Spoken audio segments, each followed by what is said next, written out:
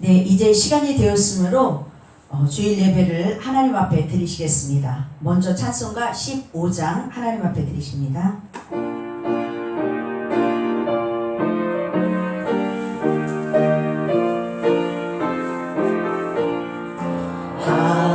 하나님의 계신 사랑 하늘에서 내리사 우리 맘에 항상 계셔 온전하게 하소서. 우리 주님 자비하사 사랑 무한하시니 두려워서 떠는 자를 구원하여 주소서. 걱정 근심 많은 자를 성령 감화하시며 복과 은혜 사랑받아 평안하게 하소서. 전과 끝이 되신 주님 항상 인도하셔서 많이 유혹받는 것을 속히 끊게 하소서. 전능하신 아버지여 주의 능력 주시고 우리 맘에 임하셔서 떠나가지 마소서. 주께 영광 항상 돌려 전사처럼 섬기며 주의 사랑 영원토록 찬송하게 하소서.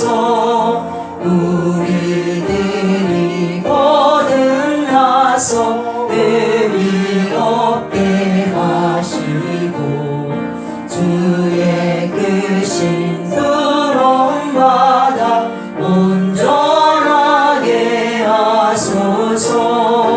영광에서 영광으로 천국까지 이르러 크신 사랑 감격하여 경배하게 하소서.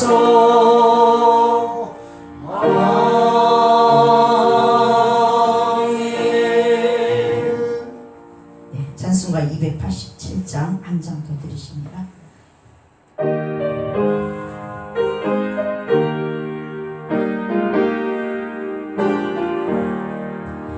예수 앞에 나오며 제사함 받으며 주의 품에 안기어 편히 쉬리라.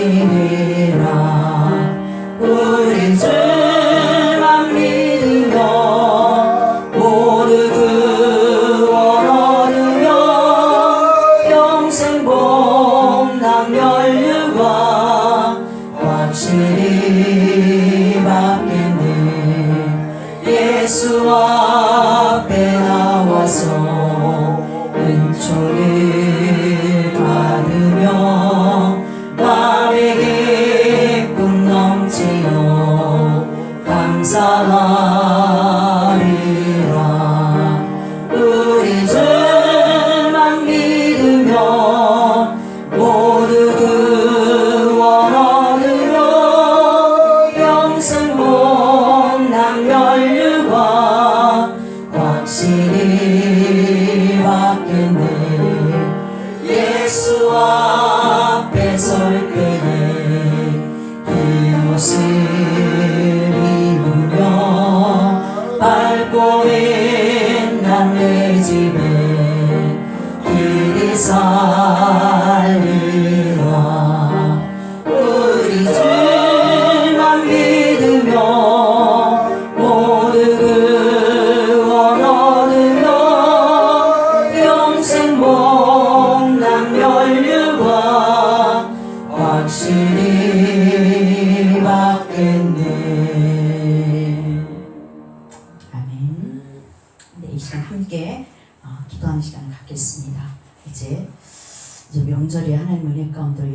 잘 보내지고 있는데 하나님 끝까지 승리할 수 있도록 위해서 기도해 주시고요. 또 이 코로나가 속히 종식되어져서 하나님의 은혜로 일상이 회복되어지는 역사가 일어나고 어떤 환경과 어떤 상황 속에서도 믿는 하나님의 백성들이 감사로 넘치는 귀한 역사가 일어나게 해달라고, 그래서 하나님의 뜻을 분별해서 언제나 그 뜻을 순복하는 저희들 되어줄 수 있도록 해서 기도해 주시고요. 나라와 민족을 위해서 기도해 주시고 또 북한을 위해서 기도해 주시고요. 또 우리 교회 2020년 기도 제목 놓고 기도해 주시고 오늘 말씀을 선포하실 목사님 위해서 기도해 주시고요. 여러분 자신이 각 처소에서 정말 온전히 주를 바라보고 온전한 예배자가 될 수 있도록 해서 기도로 나아가겠습니다. 우리 주여 한번으로 통성을 기도합니다.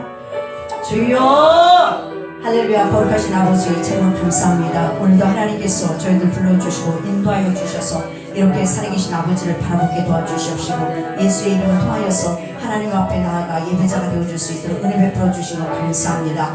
하나님 정말 아버지 하나님 우리의 의가 아니라 오직 예수의 피 복로 의지하오니 이 시간도 우리의 모든 허물과 죄악을 예수의 불의 피로 깨끗하게 아버지 씻어주시고 용서하여 주시옵시고 이 시간 살아계신 아버지 앞에 온전한 예배자가 되어줄 수 있도록 도우시고 하나님이 찾으시는 그한 예배자가 저희들이 되어줄 수 있도록 인도하여 주시옵소서. 이제 각 처소에서 주님 앞에 부르짖으면서 아버지 예배드릴 때 하나님의 성령으로 충만케 하시고 하나님 아버지의 성령을 통하여서 살아계신 아버지 앞에 온전히 집중하며 하나님 앞에 영광을 귀한 시간 되어줄 수 있도록 아버지의 성령께서 친히 붙드시고 인도해 주시길 간절히 소망합니다.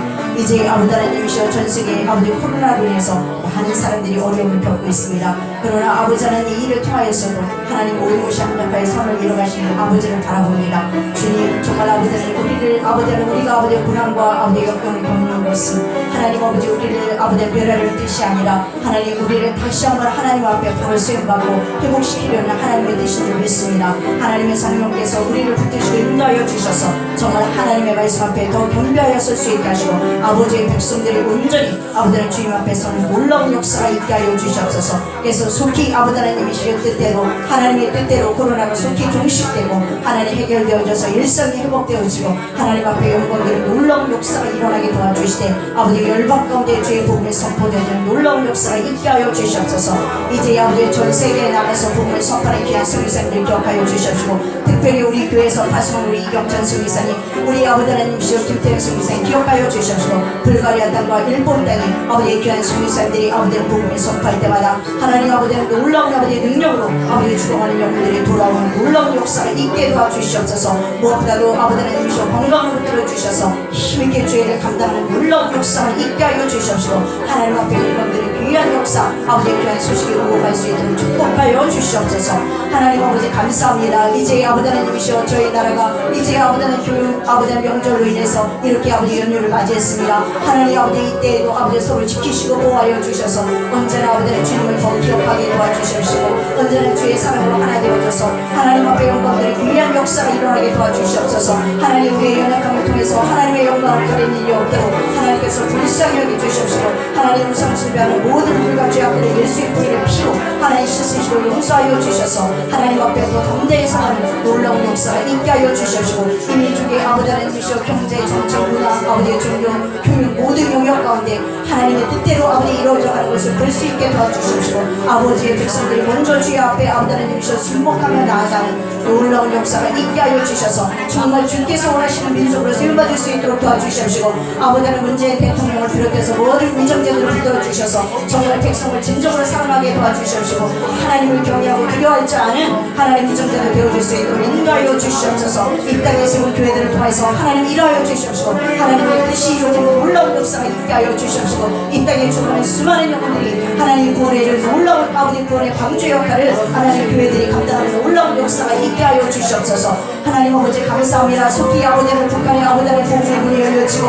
하나님 아버지의 복음으로 통일되어지는 놀라운 역사가 일어나서 하나님 한마음으로 함께 주님을 섬기는 놀라운 역사가 있게 하여 주시옵소서. 아버지 감사합니다. 우리 영상교회를 사랑하여 주셔서 이제 영상교회를 통해서 이 근방에 죽어가는 수많은 영혼들을 살리기 원하시는 아버지의 뜻이 이루어질 수 있도록 도와주시옵시고 주님 일꾼없다 주님 말씀하지 마옵시고 우리 영상교회 귀한 아버지의 성도들을 사용하사 하나님의 뜻이 온전히 아버지 이루어질 수 있도록 도와주시옵소서. 도와주시옵시고 주는 수많은 영혼들이 주께 와서 주님을 만나는 아버지 놀라운 역사가 있게 하여 주시옵소서. 아버지 하나님 우리 연약한 지체를 기억하여 주시옵시고 문제는 심령도 주 예수 그리스도의 이름으로 아버지 능력이 우러나올 수 있도록 하나님의 믿음과 하나님의 능력을 더 주셔서 힘있게 아버지의 주의 말씀 붙들고 승리할 수 있도록 도와주시옵소서. 하나님 우리 교회 아버지 기도 제목제마다 주님 응답하여 주시옵시되 이제 아버지 다음 세대를 책임지고 이끌어갈 귀한 전생을 속히 보내주셔서 하나님의 뜻을 이루어 주시옵시고 아버지 또한 아버지 하나님이시여 1대1 아버지 제자 양육이 하나님의 은혜 가운데 이루어져서 모든 자들이 말씀 앞에 수련받는 놀라운 역사가 있게 하여 주시옵소서.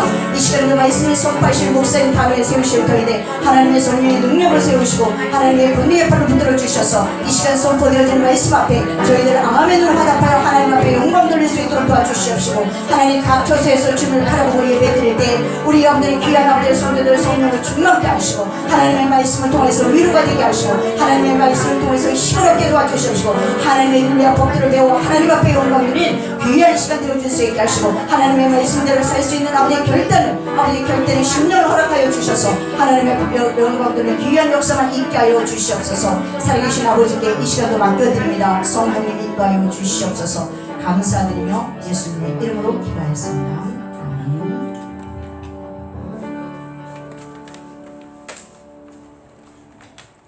네, 사도신경으로 신앙 고백을 하나님 앞에 드립니다. 나는 전능하신 아버지 하나님 천지의 창조주를 믿습니다. 나는 그의 위대하신 분을 우리 주 예수 그리스도를 믿습니다.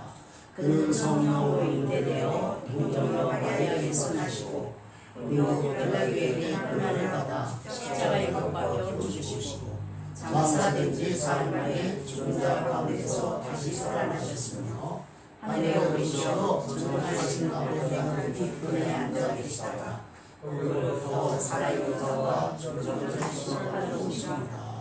나는 성령을 믿으며 거룩한 공교회와 성도의 교제와 죄를 용서받는 것과 오래 부활과 영생을 믿습니다. 아멘. 네, 이 시간 주시는 말씀은 사도행전 10장입니다. 사도행전 10장 좀 긴데요. 그래도 오늘 본문을 다 48절까지 교독하겠습니다. 사도행전 10장 1절로 48절 교독하십니다. 가이사랴에 고넬료라는 사람이 있으니 이달리아 부대라 하는 군대의 백부장이라.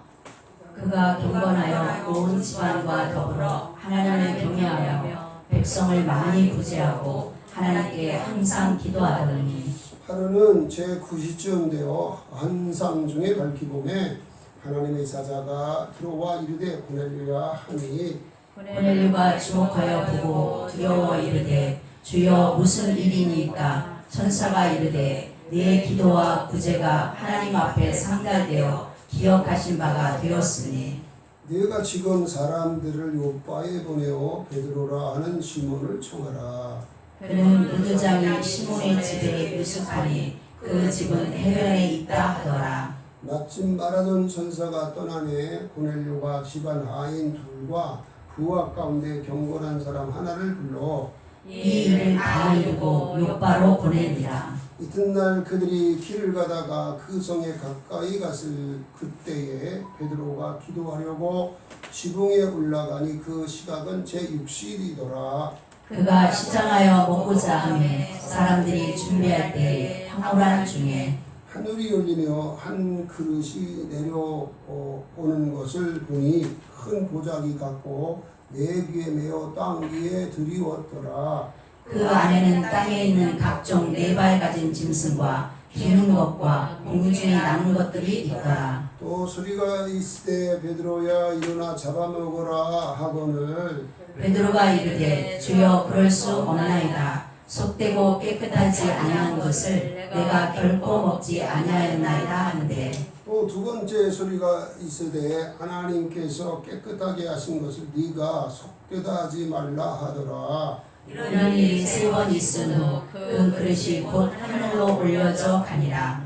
베드로가 본 바 환상이 무슨 뜻인지 속으로 의아해 하더니 마침 고넬료가 보낸 사람들이 시몬의 집을 찾아 문 밖에 서서 불러 묻되 베드로라 하는 시몬이 여기 유숙하느냐 하거늘 베드로가 그 환상에 대하여 생각할 때에 성령께서 그에게 말씀하시되 두 사람이 너를 찾으니 일어나 내려가 의심하지 말고 함께 가라 내가 그들을 보내었느니라 하시니 베드로가 내려가 그 사람들을 보고 이르되 내가 곧 너희가 찾는 사람인데 너희가 무슨 일로 왔느냐 그들이 대답하되 백부장 고넬료는 의인이요 하나님을 경외하는 사람이라 유대 온 족속이 칭찬하더니 그가 거룩한 천사의 지시를 받아 당신을 그 집으로 청하여 말을 들으려 하느니라 하는데 베드로가 불러들여 유숙하게 아니라 이튿날 일어나 그들과 함께 갈새 요파에서 온 어떤 형제들도 함께 갑니다. 이튿날 가이사랴에 들어가니 고넬료가 그의 친척과 가까운 친구들을 모아 기다리더니 마침 베드로가 들어올 때에 고넬료가 맞아 발 앞에 엎드려 절하니 베드로가 일으켜 이르되 일어서라 나도 사람이라 하고 더불어 말하며 들어가 여러 사람이 모인 것을 보고 이르되 유대인으로서 이방인과 교제하며 가까이 하는 것이 율법인 줄을 너희도 알거니와 하나님께서 내게 지시하사 아무도 속되다 하거나 깨끗하지 않다 하지 말라 하시기로 부름을 사양하지 아니하고 왔노라 묻노니 무슨 일로 나를 불렀느냐 고넬료가 이르되 내가 나흘 전 이맘때까지 내 집에서 제9시 기도를 하는데 갑자기 한 사람이 빛난 옷을 입고 내 앞에 서서 말하되 고넬료야 하나님이 내 기도를 들으시고 내 구제를 기억하셨으니 사람을 요파에 보내어 베드로라 하는 시몬을 청하라 그가 바닷가 우드장이 시몬의 집에 유숙하느니라 하시기로 내가 곧 당신에게 사람을 보내었는데 오시었으니 잘하였나이다. 이제 우리는 주께서 당신에게 명하신 모든 것을 듣고자 하여 다 하나님 앞에 있나이다. 베드로가 입을 열어 말하되 내가 참으로 하나님은 사람의 외모를 보지 아니하시고 각 나라 중 하나님을 경외하며 의를 행하는 사람은 다 받으시는 줄 깨달았도다.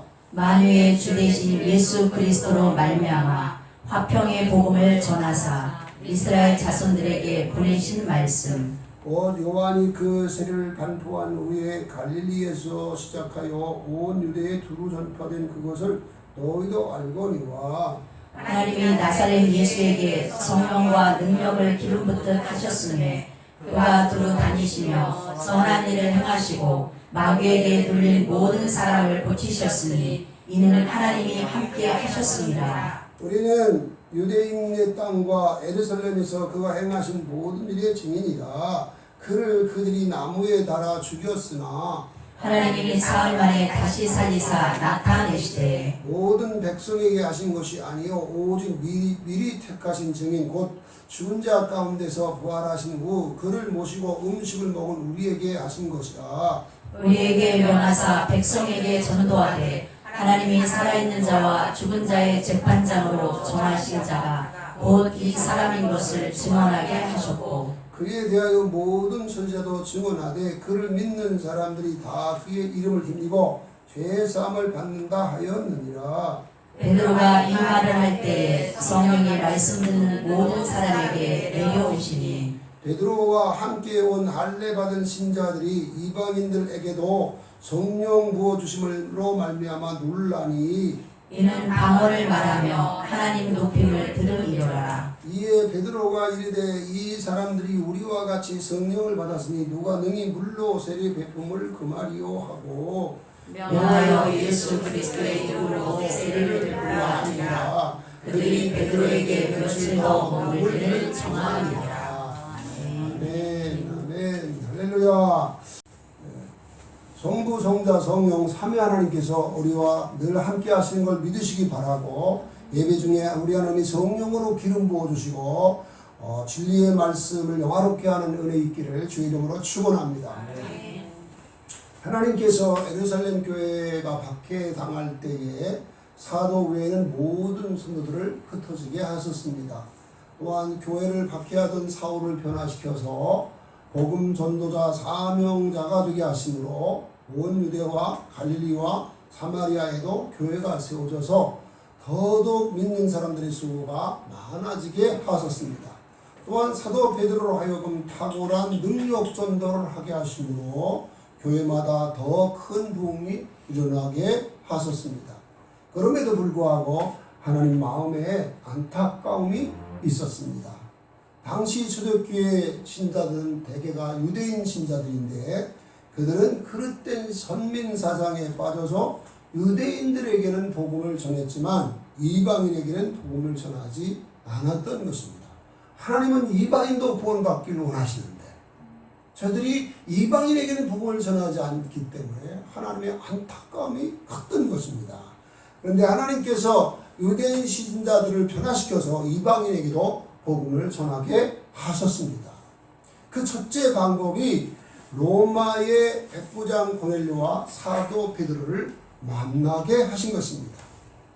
다시 유대인들은 이방인과 상종조차 하지 않았습니다. 그런데 어떻게 전통 유대인인 베드로와 이방인인 고넬료를 만나게 하셨을까요? 또 유대인이 아닌 모든 사람이 전부 이방인이니까 이방인이 너무너무 많죠. 그 많은 이방인 가운데 특별히 로마의 군대 백부장 고넬료를 만나도록 한 이유가 무엇일까? 본문 1절과 2절에 보면 고넬료는 가이사라에 주둔한 로마 군대의 백부장이라고 소개하고 있습니다. 근데 그가 어떻게 유대교로 개종했는지는 본문 말씀이 밝혀주고 있지 않습니다.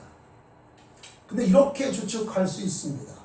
그 로마 군대의 장교로서 이스라엘에 주둔하면서 자연스럽게 이스라엘 사람들을 만나게 되었을 것이 뻔합니다. 근데 이스라엘 사람들 대개가 다 유대교인들이거든요.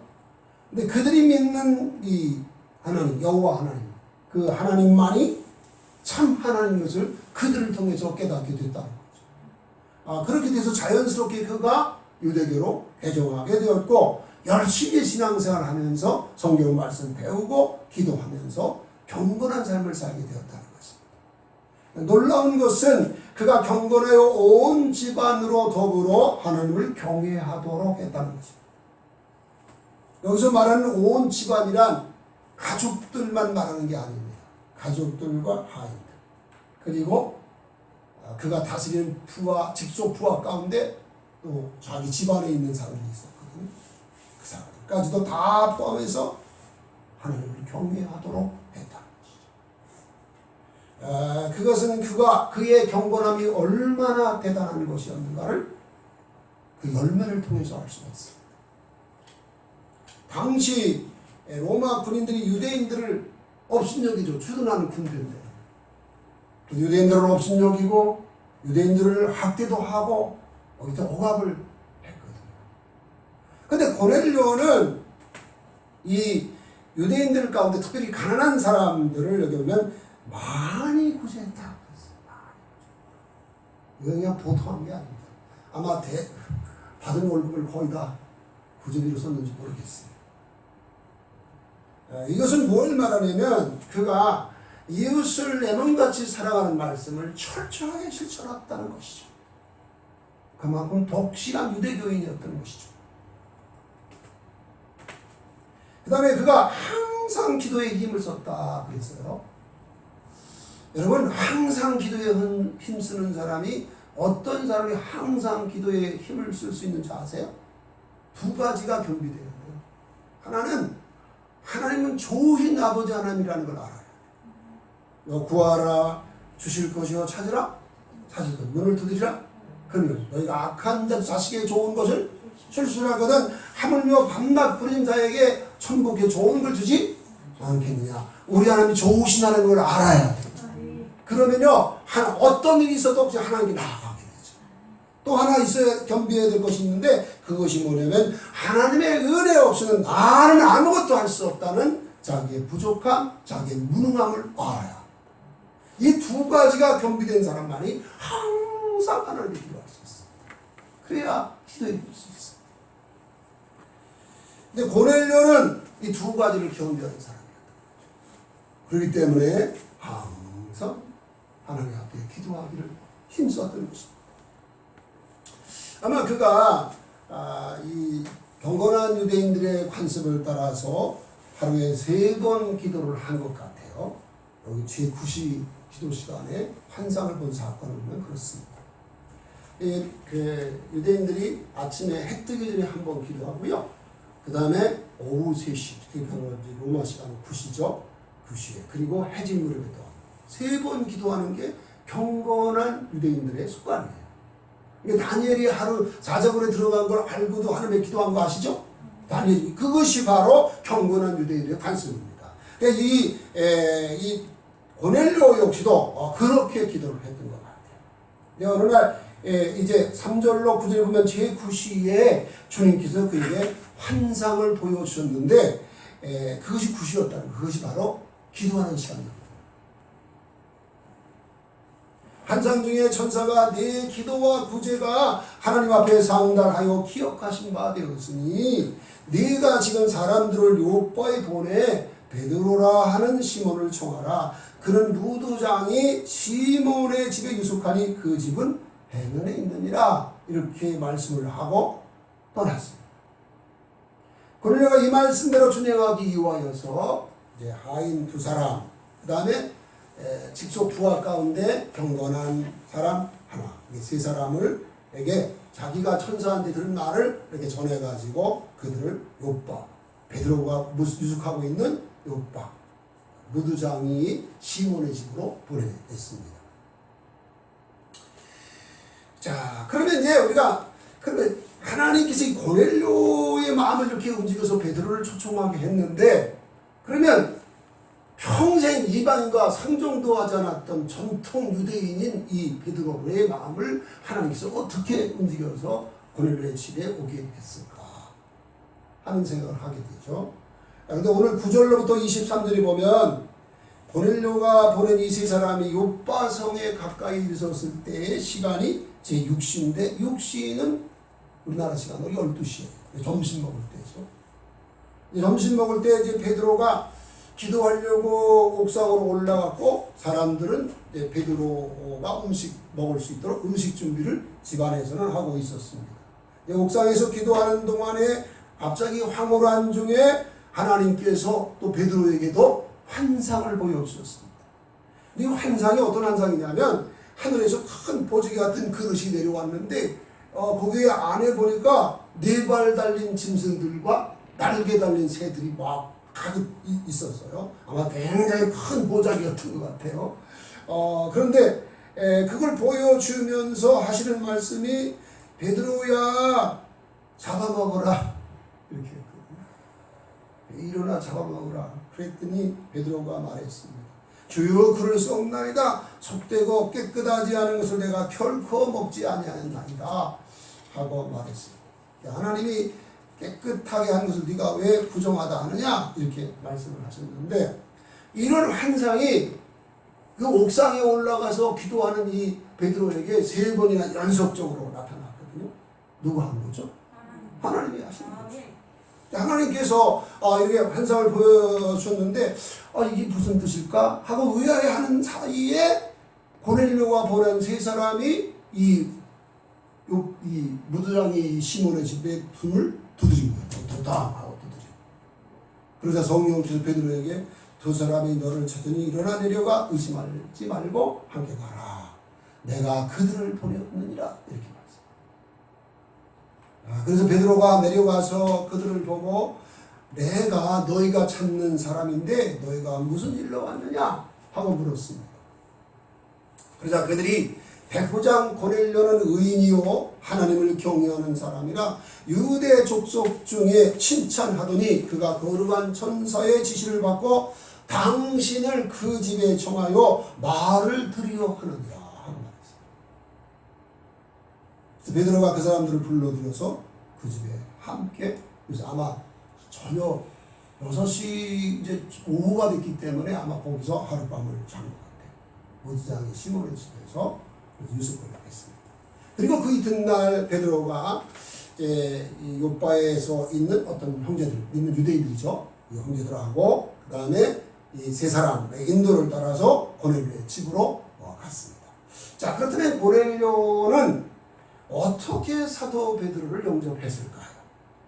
24절로 25절에 보니까 고넬료가 그의 친척들과 친구들을 모아서 베드로가 올 것을 알고, 그리고 다 친척들이 몇 명 있는지는 밝히고 있지 않아요. 친구들이 몇 명 있는지 밝히지 않아요. 아마 한 30명 되지 않았을까 싶어요.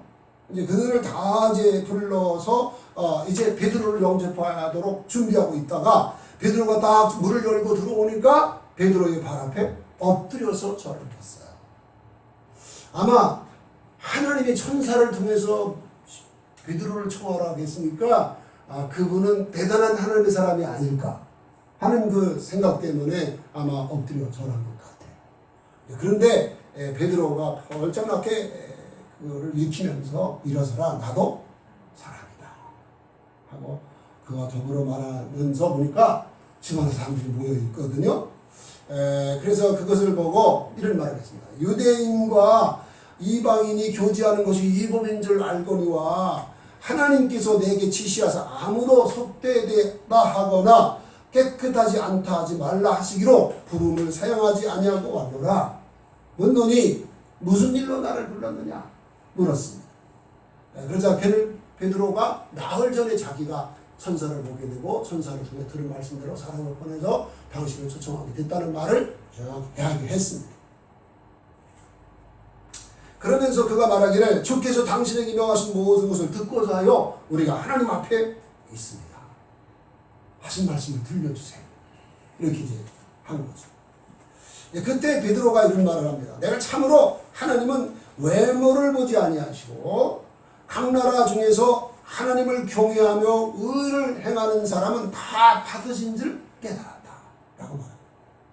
이걸 제가 묵상하니까 누가 생각나냐면 우리가 사도행전 8장에서 본 것처럼 그 에디오피아 여왕 간다게의 국고를 맡은 내시가 예루살렘에 예배하러 왔다가 가는 중에 빌립 집사를 만나서 전도한 사건 아시죠?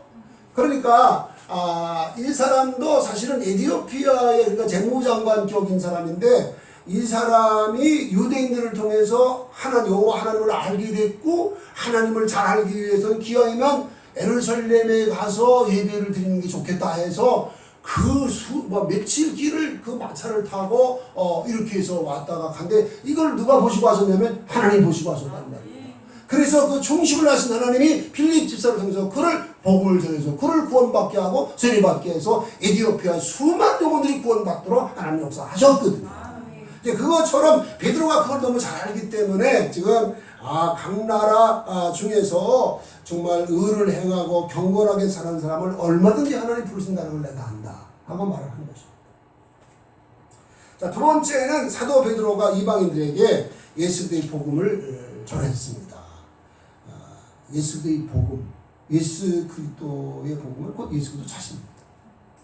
그래서 그가 이제 다윗의 혈통에 나시고 그 신령한 성령의 능력으로 이렇게 그 그리스도인 것을 증거한 역사가 일어나는데 그분이 바로 예수. 복음을 전한다는 말은 결국은 예수 그리스도와 그리스도 되심을 전하는 거. 그게 복음 전하는 거. 근데 베드로가 이제 모여가지고 지금 베드로를 통해서 복음 듣기를 지금 베드로 고넬료의 친척들 고넬료의 친구들이 다 20-30명 모여가지고 이렇게 운집하고 있으니까 이제 그야말로 이제 하나님이 말씀 전할 수 있는 상을 다 차려주신 거잖아요. 거기서 이제 복음을 전합니다. 그 전한 말씀이 오늘 말씀 가운데 36절부터 43절이 바로 베드로가 그들에게 전한 복음. 이 복음을 다 같이 네 가지로 요약을 할 수가 있겠더라고요. 첫째는 뭐냐면 예수님은 만유의 주가 되신다. 이 성경에서 예수님을 만유의 주라고 하는 이유는 두 가지 때문입니다. 하나는 예수님의 근본이 하나님이시기 때문에 그래요. 근본이야. 예수님은 사람이 아니에요. 물론 사람 되지만 근본이 하나님이세요. 그래서 사도 바울이 골로새 1장 15절로 17절에서 그는 보이지 아니하는 하나님의 형상이시요 모든 피조물보다 먼저 나신 이시니 만물이 그에게서 창조되되 하늘과 땅에서 보이는 것들과 보이지 않는 것들과 혹은 왕권들이나 주권들이나 통치자들이나 권세들이나 만물이 다 그로 말미암고 그를 위하여 창조되었고, 그러니까 이 우주 만물 보이는 것 보이지 않는 모든 걸 지으신 분이 예수님이세요. 그걸 통치하는 분이 예수님이시고 그것이 존재하도록 만드는 분이 예수님이세요. 그분이 없이 우리는 존재할 수가 없는 거예요. 그냥 단순 4대 성령 가운데 한 사람 아닙니다. 그렇다면 저는 목사 안 하겠습니다. 그거 아닙니다, 여러분.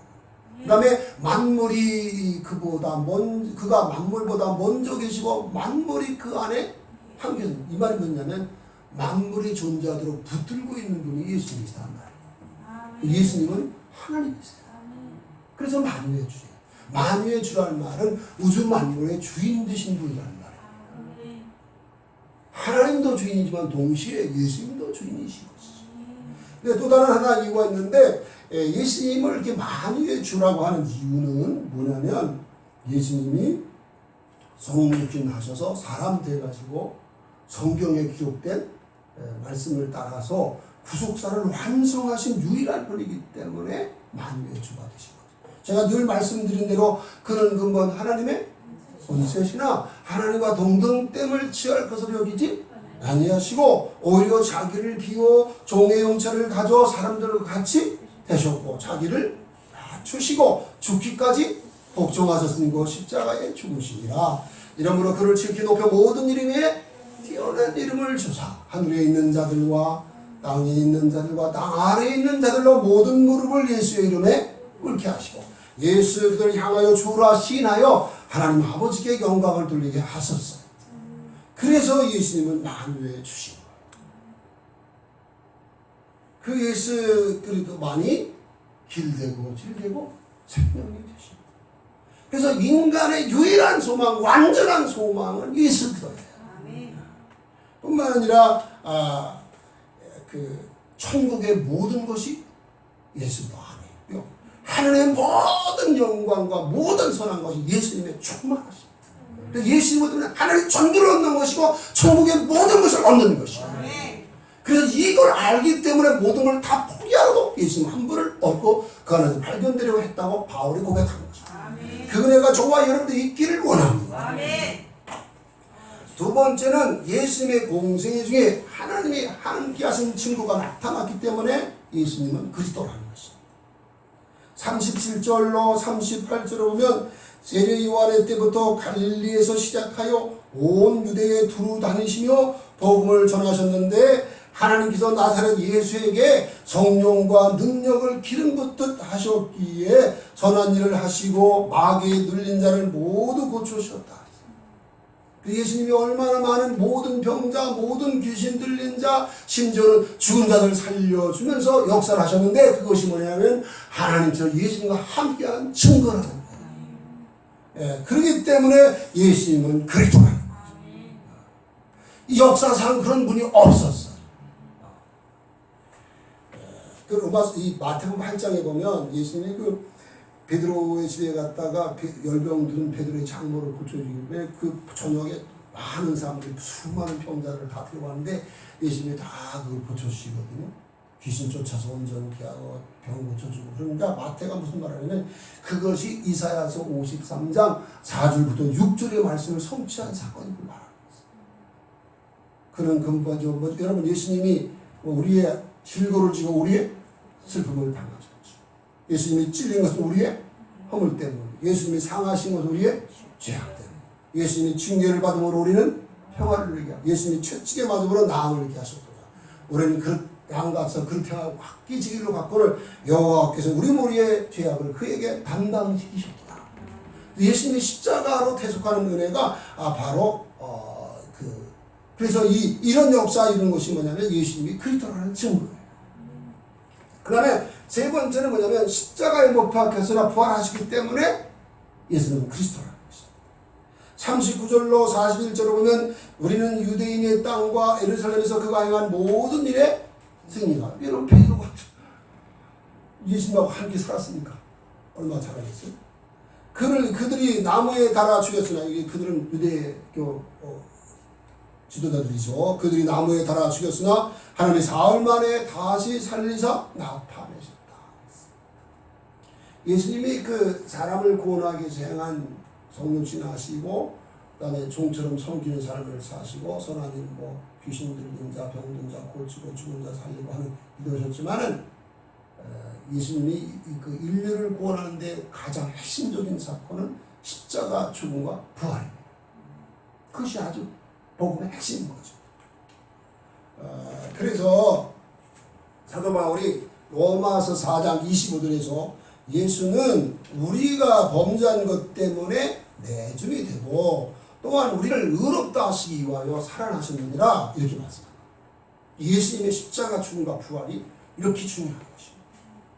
그래서 또한 바울은 고린도전서 15장 3절과 4절에서 내가 받은 것을 먼저 너희에게 전하였느니 이는 성경대로 그리스도께서 우리 죄를 위하여 죽으시고 장사 지낸 바 되셨다가 성경대로 사흘 만에 살아나셨다. 이렇게 좀 게바에게 보이시고 12 제자에게 보이시고 500의 형제에게 보이시고 야고보에게 보이시고 모든 사도와 맨 나중에 만삭되지 못해서 난자 같은 내게도 보이셨다 하고 바울이 고백하죠. 예수님의 부활은 신화가 아니라 역사적 사건, 실제. 그래서 이제 근데 여기 보면 41절에서 이런 말을 합니다. 그런데 41절에서 무슨 말이냐면 모든 백성에게 하신 것이 아니고 오직 미리 택하신 증인 곧 죽은 자 가운데서 부활하신 후 그를 모시고 음식을 먹은 우리에게 하셨다 그랬어요. 누가복음 24장에 보면요, 엠마오로 내려가는 두 제자가 있었죠. 예수님 십자가에 달려주고 부활했는데 예수님 십자가에 달려 비참하게 죽는 거 보고 이들이 실망했거든요. 그래서 이제 엠마오로 내려가는데 거기에 부활하신 주님이 동행하시죠. 그래서 말씀을 모세오경서부터 쭉 말씀을 들려주면서 예수님이 십자가에 달려주고 부활하고 해야만 구원의 역사가 이루어진다는 걸 알게 되죠. 그리고 이제 그 엠마오 추모하게 들어가서 음식 먹고 축도할 때에 그들의 눈이 열려서 예수님을 알아보게 되죠. 그래서 예수님이 싹 사라지게. 그들이 이제 다시 예루살렘에 올라와서 예수님이 부활하셨다는 것을 사도들에게 증거할 때에 또 거기서 주님이 나타나셔서 또 사도들에게 당신이 부활했던 걸 알고 거기서도 제자들 앞에서 여기 먹을 것이 뭐 있냐 그래서 생선 토막을 제자들이 보는 앞에서 잡수셨다 이렇게 말해요. 왜냐하면 왜 그걸 예수님이 직접 생선 토막을 잡수셨느냐면 예수님은 이 부활이 환상이 아니라 실제라는 것을 저들에게 보여주신 거예요. 예수님의 부활은 영적 부활 아니에요. 실제 부활이에요. 그래서 예수님의 그 부활 그렇기 때문에 예수는 그리스도인 것이죠. 그래서 이 요한복음 21장에도 제자들이 그 밤새도록 고기 잡으려고 할 때 못 잡았지만 부활하신 예수님에 내려가서 오른편에 그물을 많은 고기 잡게 하시고 바다에 내려온 그 바다에서 온 제자들에게 예수님이 숯불에 떡을 굽고 생선을 구워서 먹여주면서 베드로에게 한 말을 여러분 기억하고 내가 이 산으로 나를 더 사랑한다. 내 양을 먹이라 내 양을 치라. 이렇게 해서 세 번 예수님을 부활 트라우마를 치유해주시고 이렇게 사도로서 헌신할 수 있도록 격려해 준 것을 볼 수 있습니다. 이런 것을 말할 때 이제 베드로가 이렇게 유대인 다에게 하는 것이 아니라 이렇게 택한 증인들에게 보여서 예수님의 부활을 믿고 의지할 수 있다 했다는 거예요. 그러니까 저와 여러분이 예수님을 알고 믿게 된 건 이게 우연이 아니고 놀라운 은혜입니다. 그래서 이 은혜를 준 주님을 찬양하고 이 은혜의 강경으로 살 수 있는 저와 여러분 되어지기를 바랍니다.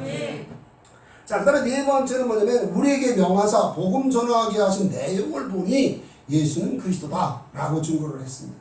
42절로 43절을 보십시오. 42절로 43절은 우리에게 명하사 백성에게 전도하되 하나님이 살아있는 자와 죽은 자의 재판장으로 정하신 자가 곧 이 사람인 것을 증거하게 하셨고 그랬어요.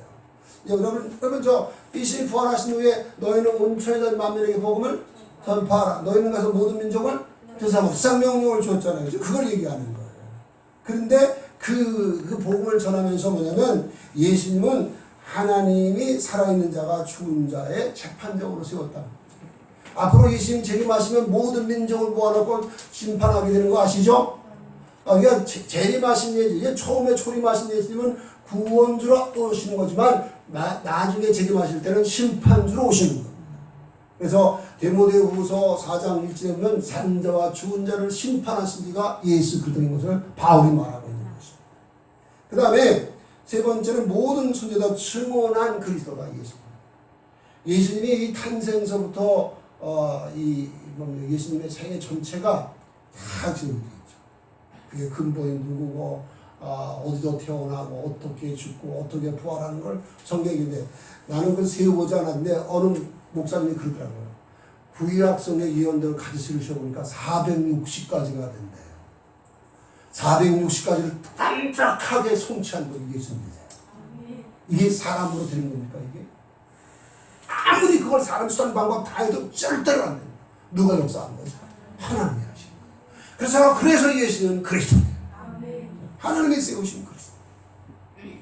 자, 이렇게 이제 사도 바울이 복음을 전하면서 무슨 얘기를 했냐면 믿는 사람들, 예수를 믿는 사람들이 그의 이름을 힘입어 죄상을 받는다. 이렇게 이제 말을 하니까 되게 놀라운 일이 일어났어요. 놀라운 일이 일어났는데 그것이 뭐냐면 성령께서 무슨 베드로가 뭐 성령 받으러 기도한 것도 아니고 그냥 복음만 전했을 뿐인데 그 고넬료의 가정에 성령이 강림하셨다. 자, 오늘 이 44절부터 46절을 보면 이제 그거를 알 수가 있는데요. 이 44절에 보면 자, 베드로가 이 말을 할 때 성령의 말씀을 듣는 모든 사람에게 내려오는 게 바로 성령 강림이죠. 내려오시니 베드로와 함께 온 할례받은 신자들이 이방인들에게도 성령 부어 주심으로 말미암아 논란이 그랬어요. 이게 뭐냐면요. 오순절날 120문도에게 마가라들 앞에서 오로지 기도할 때 성령이 강림하셨잖아요. 그거와 똑같은 역사라는 거예요. 그래서 오순절 120문도에게 내린 건 유대인 신자에게 내린 성령 강림 사건이고요. 그 다음에 고넬료의 집에서 베드로가 복음 전할 때 성령이 강림한 것은 이방인 신자에게 내린 성령 강림 사건이에요. 그래서 아까 말씀드렸던 그 고넬료의 친척들, 그 다음에 고넬료의 친구들, 그 20-30여 명이 이렇게 거기서 성령의 충만함을 받은 거예요. 그래서 방언도 하고 하나님 높여 경배하고 찬양해요. 이런 역사를 보고 베드로도 놀랬고 거기 같이 유대인 형제들도 같이 이런 일이다. 왜냐면 이방인들은 하나님 선택하지 않는다. 이방인들은 버리고 유대인만 구원한다. 이렇게 생각. 이거 잘못된 선민사상이에요. 이런 데 보니까 이방이 너무너무 이게 기절할 정도 놀라운 일입니다. 이게. 그래가지고 그렇구나. 하나님은 이방인도 구원하기를 원하시는구나. 그래서 이방인에게도 복음을 전하게 되는 역사가 이걸 통해서 이루어지는 거예요. 잘못된 선민사상을 이렇게 깨트려가지고 하나님이 이방인에게도 복음전 저들도 구원받는 길을 열어주신 거죠. 내가 이 말씀을 보면서 우리도 우리가 만든 사람이 만든 그 벽들이 마음의 벽들이 있지 않을까. 유대인들이 잘못된 선민사상에 빠졌던 거죠. 뭘 생각했냐면 옛날에 지금은 뭐 우리나라 그렇지 않지만 조선시대 때 양반 상놈이 있었죠. 양반들이 상놈들하고 상대합니까? 안 하죠. 아주 멸시하고. 그 다음에 지금까지 이거 계속되는데요. 우리가 유교의 영향 때문에 남존여비 사상이 있었어요. 지금은 뭐 오히려 딸라면 더 좋아하더라고요. 그렇지만 아직도 여자에 대한 멸시하는 마음이 남자들에게 있어요. 제 어릴 때는 정초 때 여자가 제일 먼저 오잖아. 재수없어서 소금도 뿌렸어요. 지금은 그랬다는 난리 나지만 그냥 그래도 그것도요 그 잘못된 거예요. 그런 거예요. 그다음에 전라도 경상도 이것도 오랫동안 또 이게 사람들 마음에 백인들이 저 흑인들이나 유색인들을 멸시하는 거 아시나요? 어느 목사님 영국에서 있었던 일 얘기하는데 자기가 뭐 이렇게 섬기고 있었는데 그냥 그 백인 한 노인네가 그냥 까땜 하고 막 그냥 그러는데 아주 소설하지 아주 기분 나빠하더라고요. 그 유색인들을 아주 흑인들을 멸시하는 것처럼 백인들은요, 우리 유색인들이 이렇게 너희끼리 한 우리들은요 아주 멸시합니다. 그런데 우리나라 사람들이 저 베트남이나 저 캄보디아나 저 라오스나 이런 데 사람들 멸시하지 않나요? 멸시하죠. 이거 깨져야 돼요. 여러분 이 모든 산을 만드는 이 벽을 완전하게 허문 것이 뭐냐면 우리 주 예수의 십자가. 그래서 누구나 그리스도 안에 있으면 부활 승천하신 예수님과 똑같이 살만한 하나님의 아들인 거죠. 다 존귀하고 보배로운 존재들인 거죠. 그래서 우리가 이렇게 하는데, 그래서 제가 이 마지막으로 사도 바울이 한 말씀을 좀 곱씹고 좀 기도했으면 좋겠다, 그런 마음이 들었어요. 고린도전서 9장 19절부터 23절입니다. 자, 한번 같이 한번 읽었으면 좋겠습니다. 내가 모든 사람에게 자유로우나 스스로 모든 사람에게 종이 된 것은 더 많은 사람을 얻고자 함이라. 유대인에게 내가 유대인같이 된 것은 유대인들을 얻고자 하며 율법 아래 있는 자들에게는 내가 율법 아래 있지 아니하나 율법 아래 있는 자같이 된 것은 율법 아래 있는 자들을 얻고자 하며 율법 없는 자에게는 내가 하나님께는 율법 없는 자가 아니요 도리어 그리스도의 율법 아래 있는 자이나 율법 없는 자같이 된 것은 율법 없는 자들을 얻고자 합니다. 약한 자들에게는 내가 약한 자와 같이 된 것은 약한 자들을 얻고자 하며 내가 여러 사람에게 여러 모습이 된 것은 아무쪼록 몇 사람이라도 구원하고자 함이니 내가 복음을 위하여 모든 것을 행함은 복음에 참여하고자 합니다. 아멘. 바울이 왜 이렇게 한지 아세요? 하나님은 모든 사람이 멸망받지 않고 구원하기를 원하기 때문에 우리도 그래야 돼. 천미든지 못 배운 사람든지 여자든지 남자든지 상관없죠. 누구나 다 그리스도 안에 있으면 한 형제여 자. 그래서 같이 살아가고 나가면 복된 인생 되어질 줄 믿습니다. 찬송 드리겠습니다. 298장입니다.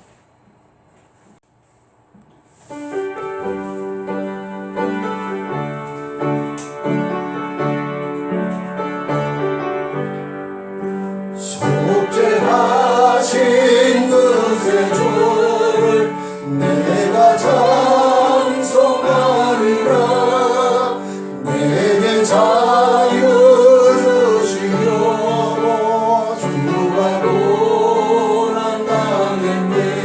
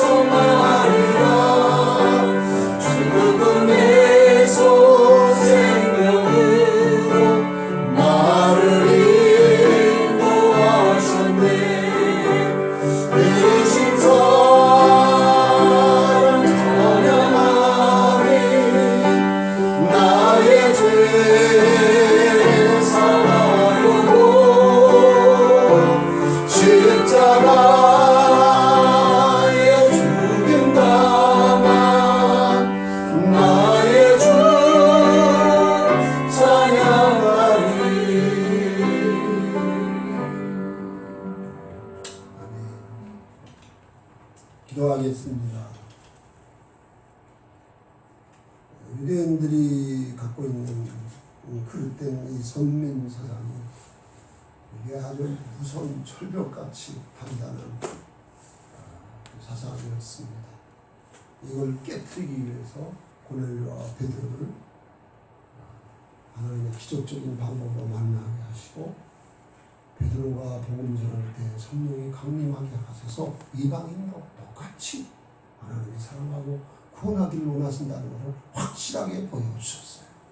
우리도 누구는 어떻게 해서 안 되고, 이렇게 우리와 바울처럼 누구나 다 구원받기 원한다는 마음을 가지고 누구나 다 주의 사랑으로 사랑하고 섬길 수 있는 저와 여러분 돼야 될 줄 압니다. 이걸 위해서 우리 주여 그러시고 통성으로 기도하십니다. 주여 하시고 역사하시고 주여 은혜와 사랑을 영광을 하나님의 말씀을 통해서 아버지가 하나님의 그릇된 성령 사상 이거에 대해서 이방인들에게 복음을 전하지 못했는데 하나님께서 고넬료와 사도베드로를 만나게 하셔서 복음을 듣게 하시고 그 고넬료의 가정에 있던 모든 이방인들에게 성령으로 받고 하나님의 자녀들의 하나님을 높여주시고 영광을 모습을 보여주셨습니다. 아버지요 우리에게도 사람 만든 이 예수 있는 것은 아니지만 이 병들이 우리 예수의 십자가로 완전히 깨어지게 하여 주옵시고 아버지 그 안에 있을 누구나 다 부활하고 순천한 예수님과 같이 연합된 친구요 부활하고 순천한 예수님과 같이 사랑하는 하나님의 아들이 되고 영광을 주겠다는 것을 알고 같이 누리고 찬송하며 예배하는 우리 모두가 될 수 있도록 도와주셔서 우리 때문에 죽어가는 영혼들이 구원받게 해주시고 함께 주를 섬겨 영광체에 올릴 수 있도록 공감하여 주시기를 원합니다. 이 시간 성령께서 인도하시고 복되게 하시고 있습니다. 예수께서 아버지 예배중에 찬양 중에 우리 하나님 역사해 주시고 성령께서 예배를 거치하여서 아름다운 결단 회개할 걸 회개하고 끊을 끊고 어릴 걸 어린 결단 있게 해주옵시고 주 앞에 한 번 한 걸음 더 나아가게 도와주옵시고 주의 마음을 품고 주의 사랑으로 섬기며 주의 역사를 이룰 수 있도록 복나리여 주시옵소서. 감사드립니다. 찬양합니다. 예수 그리스도의 이름으로 기도드리옵나이다. 아멘. 아멘. 이 땅에 어떤 사람도 멸망당하지 아니하고 구원의 일기를 원하시는 사랑 많으신 하나님 아버지 은혜와 사랑을 감사합니다. 유대인들이 자기들이 만든 그릇된 선민 세상에 빠져서 예수 믿고 구원받고 그 감격으로 살면서 유대인들에게만 복음 전하고 이방인은 복음 전하지 않는 것 때문에 하나님의 특별한 방법으로 고넬료와 사도 베드로를 만나게 하시고 사도 베드로가 고넬료의 가정에서 복음 전할 때 성령으로 강림하게 하여 주셔서 고넬료의 가정에 있던 모든 이방인들이 다 성령의 충만을 받고 권능받은 증인되어 방언도 하고 하나님을 경배하며 높이며 영광된 모습을 보았습니다. 아버지 하나님 우리에게도 사람 만든 벽을 가지고 있는 건 아니지. 그 벽들이 우리 예수의 십자가로 완전히 깨어지게 해 주옵시고 정말로 주 안에 있으면 누구나 다 부활하고 승천하신 예수님과 연합된 신부 되고 부활하고 승천하신 예수님과 같이 사랑받는 하나님의 아들 된다는 걸 기억하게 해주시고 그 사랑으로 서로 사랑하고 섬기게 도와주시고 우리도 바울처럼 많은 사람을 한 사람이라도 구원하고자 하여 기꺼이 나를 부인하고 종의 십자가를 지고 섬겨 나아가는 역사를 이루게 하여 주소서. 하나님 구속사에 쓰임받는 우리 모두가 되도록 복날이야 주옵소서. 이 시간도 기원 예물을 아버지 앞에 드립니다. 저희여 받아 주옵시되 우리 성도들의 중심을 받아 주옵시고 말씀에 약속하신 은혜와 복을 넘치게 하소서. 삶의 현장에서 더욱더 우리 하나님을 기쁘시게 하고 영원롭게 할 수 있도록 복날이야 주옵소서. 예수 그리스도의 이름으로 축복하고 기도드리옵나이다. 아멘.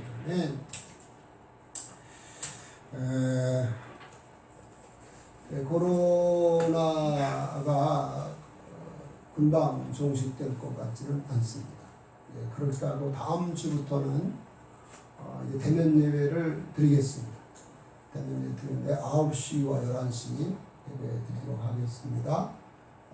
특별히 중직들은 9시한테 많이 모여서 우리가 같이 모여서 9시 때 한 30명 이렇게 모이고 또 2부 때 한 30명이면 사회적 거리 두고 예배 드릴 수 있거든요.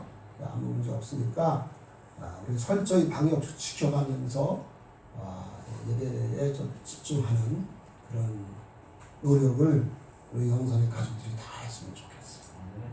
늘 제가 말씀드리지만 코로나보다도 하나님을 두려워하고 하나님 제일 중요, 하나님 기쁘시고 언제나 하나님 중심, 말씀 중심, 교회 중심의 삶을 살아야 하나님 기쁘시게 할 수 있다는 걸 기억하고 그런 삶으로 승리할 수 있기를 바랍니다. 다 같이 일어나셔서 주기도문 장소 드리겠습니다.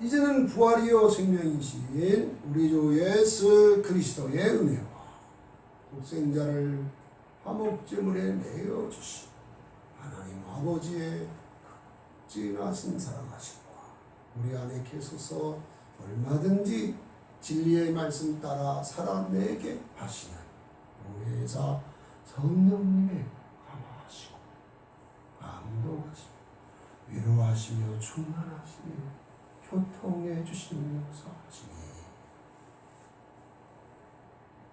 그릇된 선민사상을 깨뜨려 이방인에게도 복음을 전하여 저희도 구원받게 하신 하나님의 뜻을 받들어 누구나 구원받기 원하는 중심으로 살아서 하나님 그 속사에 쓰임받기를 원하는 우리의 귀한 영산의 모든 가족들 머리머리 위에 심령 위에 삶의 현장 위에 빚값 주고 사신 교회와 열방의 모든 선교사님들과 열방 위에 이제부터 영원까지 함께 계시옵기를 축원합니다.